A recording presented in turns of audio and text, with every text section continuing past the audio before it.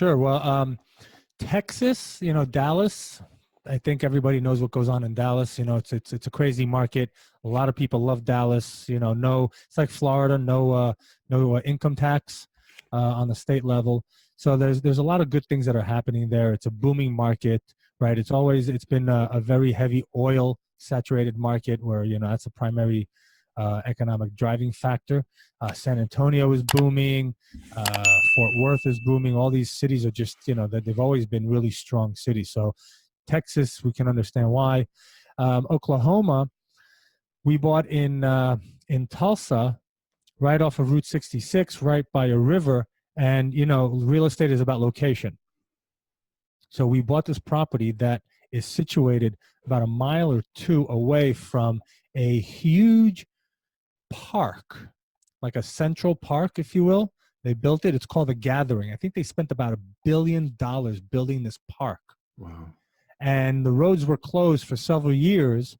And the opportunity for this apartment complex was that we renovate the entire buildings, everything, inside and out.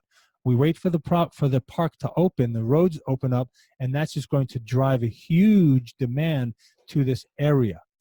And we've taken rents for, as an example, from $450 to $750 right now is where we are. So that's why we bought over there. Georgia, same thing. Georgia is a big hub. Atlanta, right? One of the largest airports in the country.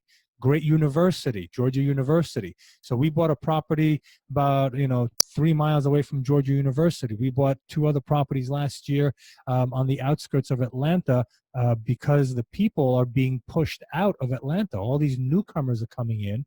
They're charging them higher rents, right? Because new people have bought properties. They're not renovating them. They're charging higher rents. The locals are moving out to the suburbs. They want a better quality of life and lower rents. So they're coming to us.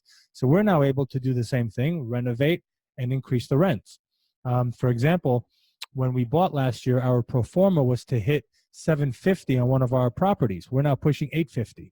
Wow. So we're even $100 over our pro forma numbers. This is why we like it. We like to look in markets that, over 100,000 people in the MSA. You got universities. You got a strong international airport. You've got,